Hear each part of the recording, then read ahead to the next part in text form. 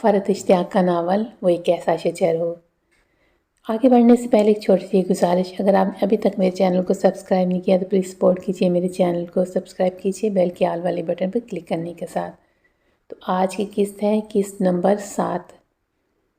اسی وقت ویٹر چائے کی ٹرے اٹھا کر اندر چلا آیا۔ عبداللہ نے ٹرے اس کے ساتھ سے لے کر عائلہ کے سامنے رکھ دی۔ میرے خیال سے کسی خاتون کا یہ حق ہے کہ اس کی موجودگی میں کوئی اور چائے کیوں بنائے۔ وہ بڑی بے تکلفی سے بولا، شاید اس کی جھجک کم کرنا چاہتا ہو۔ عائلہ کو سب یہ بہت اچھے لگے تھے۔ وہ اپنی پلیٹ رکھ کر کاپوں میں چائے ڈالنے لگی۔ عبداللہ اب کسی بات سے بحث کر رہا تھا۔ ایک تو مجھے آدھی رات سونے سے اٹھا دیا، اوپر سے برا بھی میں ہی ہوں۔ وہ پتہ نہیں کس موضوع پر بات کر رہے تھے۔ 4:30 کو تم آدھی رات کہہ رہے ہو، مائیکل نے اس کو گھورا تو عائلہ کی طرف دیکھتے ہوئے بولا، آپ کا کیا خیال ہے 4:30 صبح ہو جاتی ہے؟ وہ سونے کا بہت شوقین لگ رہا تھا۔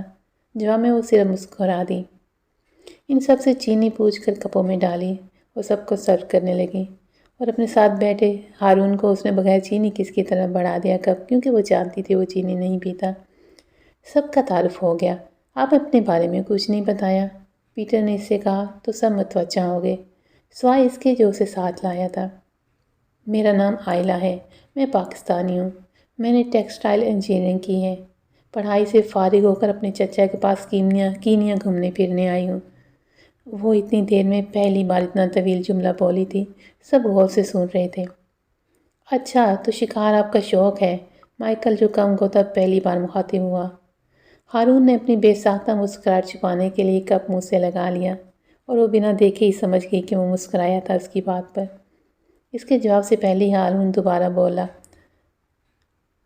اچھی بات ہے، لڑکیوں کو بھی اس طرف آنا چاہیے، اور مسکرانے لگا۔ تو مائیکل نے بھی کہا، ہاں اچھی بات ہے۔ پھر اس نے دوستوں سے پوچھا، وہ انٹرویو والا قصہ یاد ہے؟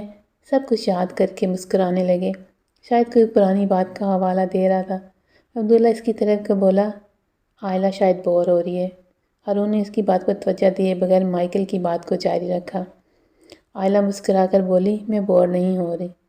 چلیں پھر اچھا ہے، آپ بور نہیں ہو رہی تو وہ قصہ میں سناتا ہوں آپ کو جو مائیکل بتا رہا تھا۔ ہم شکار پر تھے، 3 لڑکیاں وہاں رستہ بٹے گی، سبھی بہت ڈرپوک۔ ہم نے انہیں لفٹ دے دی، وہاں خوب ہی تماشے ہوئے۔ یہ ہارون صاحب ان کے دشمن بن گئے، ہم سے الگ ناراض ہوتا کہ انہیں لفٹ کیوں دی۔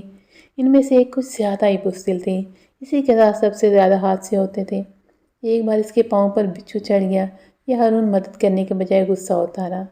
اصل میں اسے ڈرپوک لڑکیاں پسند نہیں۔ پھر ایک بار اس کے کیمرے کو اٹھا لیا تو اس کی تو شامت ہی آ گئی۔ عبداللہ بڑے مزے سے تمام قصہ سنا رہا تھا، سب یاد کر کے مسکرا رہے تھے۔ تو ہارون نے اسے اردو میں کہا، تمہیں چلنا نہیں، جلدی کرو، ناشتہ ختم کرو۔ اس کے بے وجہ ناراض پر حیران ہوئی۔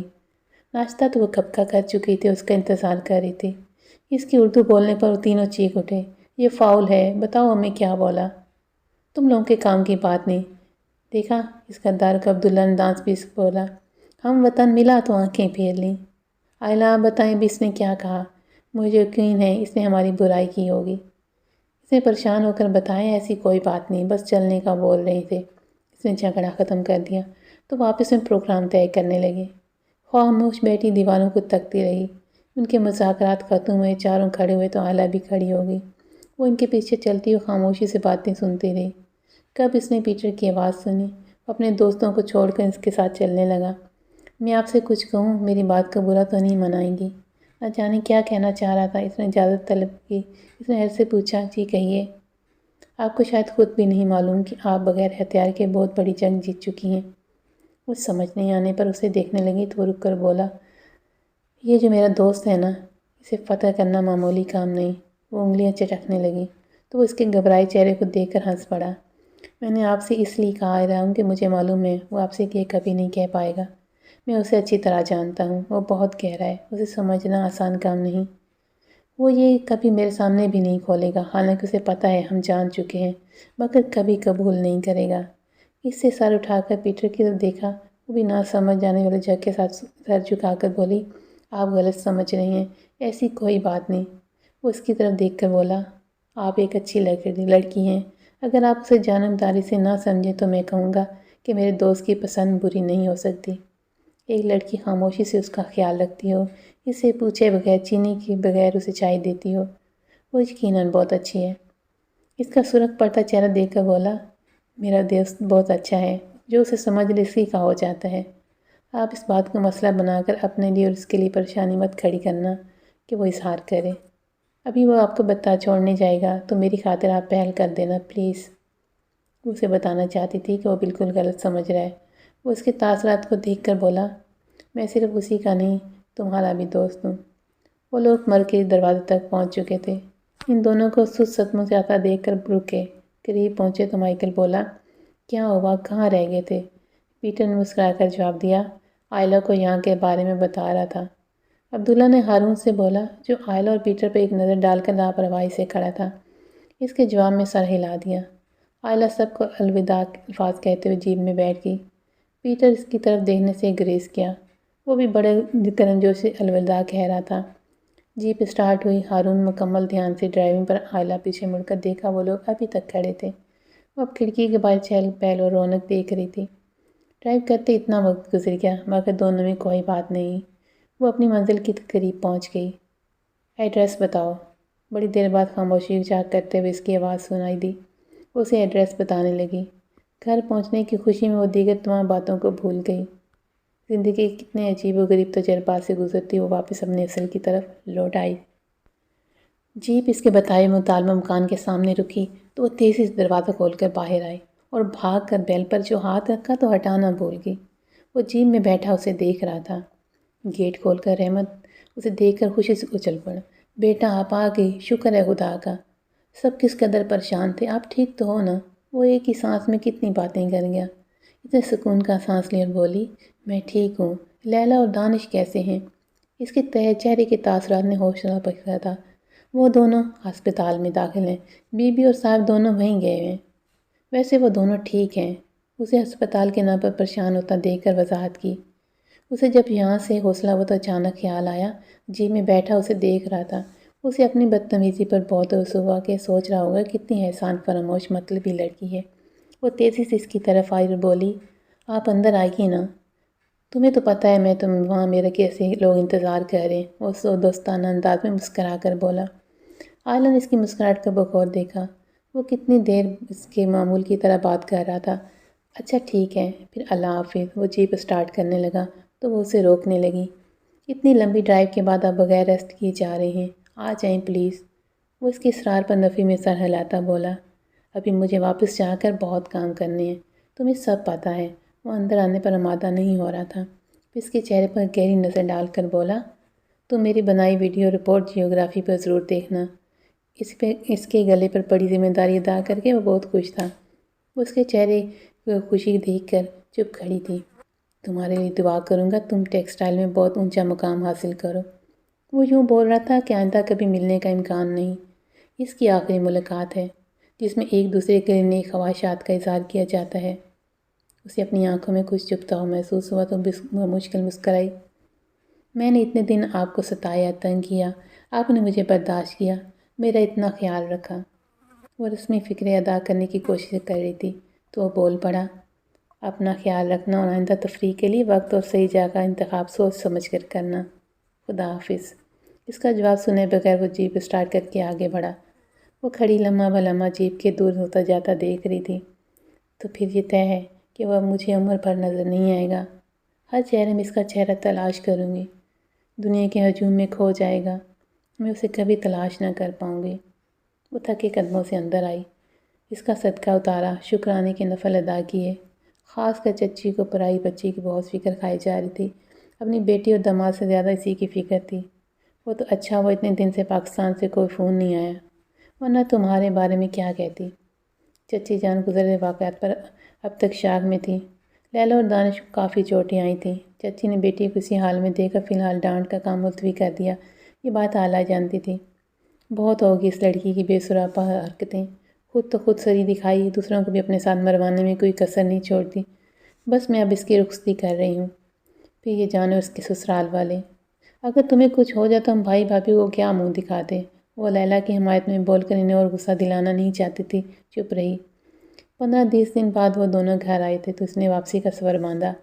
تمہارے بغیر دل نہیں لگتا، جلدی آ جاؤ، مونی کی برتھ ڈے بھی ہے 2 ماہ بعد۔ جانے کی تیاری دیکھ کر لیلا اس سے لڑنے لگی۔ اتنی جلدی واپس جا رہی ہو؟ ابھی تو ہم نے بہت ساری باتیں بھی نہیں کی، میں نے تم سے تمہارے اوپر گزرنے والے حالات بھی نہیں سنے۔ چچی نے اتنے دن بعد اس کو گھورتے ہوئے کہا، پہلے ہی تمہاری کرم نوازی کے مزے اٹھا چکی ہے، اسے جانے دو، میں نہیں چاہتی اس کے اوپر تمہارا سایہ پڑے، تمہاری یہ خود سری نہیں یہ ضد ہے۔ روانگی سے قبل چچی نے اسے اکیلے میں سمجھایا، ہمارے ہاں لوگوں کی ذہنیت بہت خراب ہے، ان تمام باتوں کا ذکر کسی سے نہ کرنا، لڑکیوں کے لیے کہیں کوئی معافی نہیں ہے، ذرا سی بات ان کے کردار کو دھبا لگا دیتی ہے۔ امی کو بول دینا، دلوں بتا دینا، باقی کسی کو دوسرے کو مت بتانا۔ وہ پہلے روز ہی ہارون کے جنگل کے بارے میں سب بتا چکی تھی، اس نے ان کی بات پلے باندھ لی، کسی سے ذکر نہیں کیا، امی سے بھی نہیں۔ واپس آ گئی ایک بدلی ہوئی شخصیت بن کر۔ لیلا کی طرح وہ پہلے بھی نہیں تھی، مگر اپنے قریب ترین لوگوں میں خوش دل اور خوش مزاج لڑکی تھی۔ اس کی اس تبدیلی کو سب نے محسوس کیا۔ سب کے اصرار پر بس اتنا کہہ پائی، میرے خیال میں اب بڑی ہو گئی ہوں۔ اس کی واپسی کے 2 ماہ بعد لیلا کی رخصتی کر دی گئی تھی۔ اس کے لاکھ بولنے پر کسی نے اس کی ایک نہ سنی۔ وہ دلہن بنی لیلا کی روتی تصویروں کو دیکھ کر ہنستی رہی۔ امی ابو کے ساتھ اس نے طویل ناراضگی کا خط لکھا جس میں شادی میں شرکت نہ کرنے کی دھمکیاں اور گالیوں سے نوازا تھا۔ بیٹی کی رخصتی چچا کو بہت پریشان کرنے لگی تو انہوں نے پاکستان آنے کی ٹھان لی۔ دن اتنی تیزی سے گزرے رہے تھے کہ اسے لگتا تھا جیسے اس نے وہ سب خواب دیکھا تھا۔ ہارون کہیں اسے خوابوں میں ملا تھا۔ آنکھ کھولنے پر اس نے اسے کھو دیا۔ رات کی تنہائی میں اکثر سوچتی تو آنسو نکل آتے، وہ کوئی اور دنیا کا انسان تھا، کوئی تو اس کی دنیا میں تھا اور پھر واپس لوٹ گیا۔ کیا کبھی اس نے سوچا ہوگا کہ وہ پاگل لڑکی آج بھی اس کے لیے آنسو بہاتی ہے؟ وہ تو اب تک بھول بھی گیا ہوگا۔ اگر دوستوں میں کبھی کسی بات میں میری یاد آ بھی گئی تو سر جھکا کر سوچتا ہوگا، کتنی بیوقوف اور بزدل لڑکی تھی جو خواہ مخواہ میرے گل میں پڑ گئی۔ اور پیٹر پتہ نہیں میرے بارے میں کیا سوچتا ہوگا، وہ اکثر خود سے سوال کرتی۔ پیٹر تمہاری وجہ سے مجھے بھی یہ غلط فہمی ہو گئی تھی کہ وہ مجھ سے محبت کرتا ہے۔ وہ ان لوگوں میں سے تھا جو ساری زندگی بھی ساتھ رہیں تو اجنبیت برقرار رکھتے ہیں۔ وہ اپنے اور دوسروں لوگوں کے درمیان میں ایک دیوار قائم رکھتا تھا، کسی کو اجازت نہیں دیتا تھا کہ وہ دیوار کے پار کر جائے۔ کاش میں چچا کے گھر نہ جاتی، اگر گئی تو لیلا کے ساتھ نہ جاتی تو یہ درد میرے ساتھ نہ ہوتا۔ امی اسے کہیں اپنے ساتھ لے جانے پر بضد تھی اور وہ 100 بہانے کر کے کہ میں نہیں جاؤں گی۔ پھر آپ اس نے ہار مان لی اور پوچھنے لگے کہ کیسے کپڑے نکالوں، کیا وہاں پہ کوئی فینسی شو ہے، یہ ڈریس کیسا ہے؟ اس کی بات پر بھابھی ہنس پڑی، میری جان فینسی ڈریس شو ہی سمجھو، آج تو وہاں پریاں جلوہ افروز ہو رہی ہیں۔ سچ میں اس کی تیاریاں تو ہفتے بھر سے جاری ہیں۔ وہ ایسے کہہ رہی تھی جیسے کسی کی شادی میں جانا ہو، اور وہ بغیر موڈ کی چاہ رہی تھی، اس لیے تیار ہونے کو بالکل دل نہیں تھا۔ وہاں جا کر اس کا موڈ مزید خراب ہو گیا کہ اس کی کزن کی گھٹیا حرکتیں اسے ناگوار گزر رہی تھیں۔ لڑکیوں کو کم از کم اپنی نفسانیت کا خیال رکھنا چاہیے۔ وہ ایک کونے میں بیٹھ گئی، امی بھابھی سب سے ملنے ملانے لگی۔ ساحرہ پھپھو جو ابو کی فرسٹ کزن تھیں، بہت عرصے بعد پاکستان آئی تھی تو پورا خاندان کی خدمت میں لگا ہوا تھا۔ جن جن گھروں میں کنواری لڑکیاں تھیں وہ ایک دوسرے سے سبق لے جانے کی کوشش کر رہی تھیں۔ اس خدمت کی بڑی وجہ پھپھو کا بیٹا تیمور تھا جو ساری زندگی لندن رہا تھا، پہلی بار پاکستان آیا تھا اور پھپھو نے آتے ہی بتایا تھا کہ وہ اس کی شادی کرنا چاہتی ہیں۔ آج انہوں نے تمام فیملی والوں کو پی سی میں ڈنر دیا تھا، اس لیے ایک سے ایک بڑھ کر تیار ہو کر آئی تھیں۔ لڑکیاں ساری تیمور کے آگے پیچھے منڈلا رہی تھیں اور ان کی امیاں پھپھو کے گلے کا ہار بنی ہوئی تھیں۔ ان لوگوں کی باتوں اور ہولیوں سے بیزار امی کے پاس آ کر چلنے کا کہنے لگی تو انکار میں سر ہلاتی بولیں، کھانا کھاتے ہی چلیں، غزلوں کا پروگرام ہے سن کر چلیں گے۔ امی اور غزلیں، وہ سمجھ گئی کہ امی بھی اپنی بیٹی کو مقابلے میں لائی ہیں۔ بیزار ہو کر پیچھے کونے میں جا بیٹھی تو کوئی اس کے برابر والی کرسی پر بیٹھتے ہوئے بولا، کیا میں یہاں بیٹھ سکتا ہوں؟ آئلہ نے اپنی کسی سوچ سے چونک کر دیکھا تو تمام لڑکیوں کا سورج اس کے پاس آ بیٹھا تھا جہاں غزل اپنا جادو جگا رہی تھی۔ ہاتھ دیا ہے اس نے میرے ہاتھ میں تو میں ولی بن گیا۔ ایک ہی رات میں وہ غزل کے بولوں کی طرف متوجہ ہوئی تو پھر سے مخاطب ہوا، آپ کو شاید غزلیں پسند نہیں اسی لیے بور ہو رہی ہیں۔ اسے خواہ مخواہ اس سے چڑ ہونے لگی جو سر پر سوار ہو گیا تھا۔ غزلوں سے سب کی توجہ ہٹ گئی تھی۔ محفل کی جان ایک اندھیرے کونے میں عام سی لڑکی کے پاس لوگوں کی امیدوں پر پانی پھر گیا۔ اس کے جواب نہ دینے پر خود ہی بولا، مجھے بھی غزلیں نہیں پسند، مجھے فوک میوزک پسند ہے۔ اگر غزلیں پسند ہوتی تو شاید فوک ہی سنتی۔ وہ طنزیہ انداز میں بولی، واہ بھائی، جتنی خوبصورت ہو اتنی ذہین بھی ہو، اسے ذہین لڑکیاں مجھے بہت پسند ہیں۔ وہ جہاں سے آیا تھا اس کے لیے عام سی بات تھی۔ آئلہ ایک دم کھڑی ہو گئی تو وہ بھی کھڑا ہو گیا۔ اس کے چہرے کی ناراضگی دیکھ کر کچھ کہنا ہی چاہتا تھا کہ فوراً اگلی نشستوں کی طرف بڑھ گئی جہاں امی لوگ بیٹھے ہوئے تھے۔ تمام لوگوں کے چہرے بجھے نظر آ رہے تھے تو امی سے ضد کر کے جانے کو راضی کر لیا۔ اگلے دن پورا خاندان کی لڑکیوں کے لیے صدمہ لے کر آیا تھا۔ پھپھو اپنے لاڈلے کے لیے آئلہ کا رشتہ مانگنے آئی تھی۔ امی کے پاؤں زمین پر نہیں پڑے تھے۔ لاڈلی بیٹی کے لیے جیسا سوچا تھا لڑکا اس سے بڑھ کر تھا۔ اچھا تو جان کے سادہ گلیے میں گئی تھی تاکہ دوسروں سے الگ لگو، بھابھی نے اسے چھیڑا۔ امی ابو نے رسمی سا سوچنے کو بولا، سب کو یقین تھا کہ مان جائیں گے۔ اس نے بھابھی سے اس رشتے سے انکار کر دیا تو وہ اسے دیکھنے لگی جیسے اس کے دماغی حالت پر شک ہو۔ پاگل ہو کیا؟ ایسے رشتے نصیب والوں کو ملتے ہیں۔ ایسا شاندار بندہ ہر لڑکی کا خواب ہوتا ہے۔ وہ کوئی پاگل یا انکار کرے گا؟ اس کے انکار کی وہاں کوئی حیثیت نہیں تھی، سب کچھ تھے۔ اس کے چہرے کی اداسی سب کے لیے بے تحاشا خوشی کسی کو نظر ہی نہیں آ رہی تھی۔ انہی دنوں لیلہ اور دانش شادی کے بعد پہلی بار پاکستان آئے تھے۔ لیلہ یہ خبر سنتے ہی سب سے پہلے اس سے ملنے چلی آئی۔ وہ اپنے کمرے میں تکیے میں منہ چھپا کر لیٹی تھی۔ لیلہ نے آتے ہی تکیہ کھینچ لیا۔ بہت خوب، ساری دنیا کو بے آرام کر کے خود آرام فرما رہی ہو۔ وہ بہت خوش نظر آ رہی تھی۔ تم نے پورے خاندان کی لڑکیوں میں مقابلہ جیتا ہے۔ سب کی امیاں بد دعائیں دے رہی ہیں۔ وہ اپنی بات کو انجوائے کر کے خود ہنسنے لگی، پھر بولی، آج کل تمہیں ہچکی ضرور آتی ہوگی۔ اچانک اس کی نظر اس کے روئے چہرے پر پڑی تو وہ چپ ہو کر اسے دیکھنے لگی۔ کیا بات ہے، تم اس رشتے سے خوش نہیں ہو؟ اس نے کوئی جواب نہیں دیا اور سر جھکا کر بیٹھی رہی تو اس نے اس کا چہرہ اوپر کرتے ہوئے بولی، تم روئی تھی؟ وہ اپنے آنسو اس وقت لیلہ سے بچھوانا چاہتی تھی، اس لیے اس کا ہاتھ چھٹک کر کھڑی ہو گئی۔ بڑے افسوس کی بات ہے، میں نے آج تک تمہیں اپنی سب سے اچھی دوست سمجھا اور اپنی ہر بات تم سے شیئر کی، اور تم نے میرے ساتھ کیا کیا؟ جلدی بتاؤ مجھے، کیا کیا چھپایا ہے؟ ورنہ ابھی اسی وقت دوستی ختم کر کے یہاں سے چلی جاؤں گی۔ آئلہ بھی کب سے کسی کندھے کی متاثر تھی۔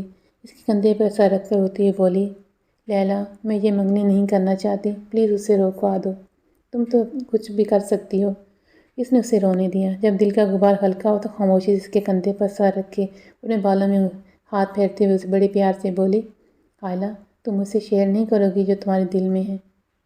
لیلہ وہ بہت اچھا تھا، اس کے ساتھ جیسا کوئی نہیں ہو سکتا۔ وہ جیسے سرگوشی میں بول رہی تھی۔ جب اس نے گہری سانس لی اور بولی، ظاہر ہے اچھا ہوگا تو تمہیں پسند آیا ہوگا۔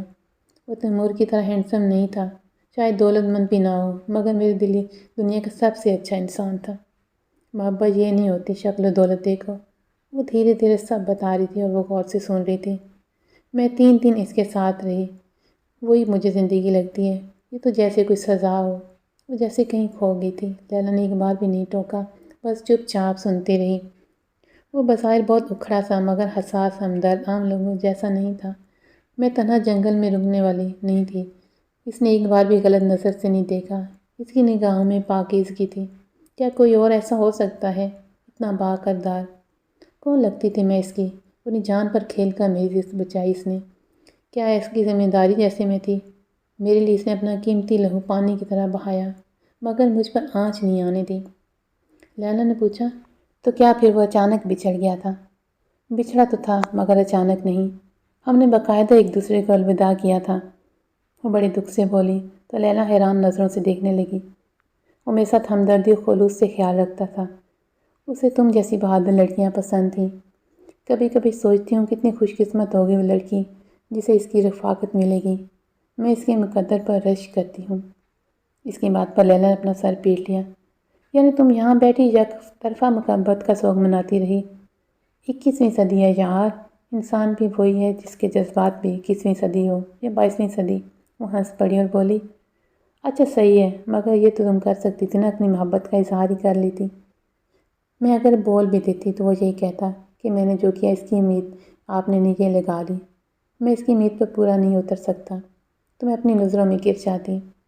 لیلہ اس کے دکھ کو محسوس کرتے ہوئے بولی، ایک ایسا شخص جس کا تمہیں پتہ نہیں کہ محبت کرتا بھی تھا کہ نہیں، اسے تمہیں کھو دیا، تو کیا اس کے لیے بہتر نہیں کہ جو خلوص سے ہمدردی سے تمہاری طرف ہاتھ بڑھا رہا ہے، جس نے تم تک آنے کے لیے درست راستے کا انتخاب کیا؟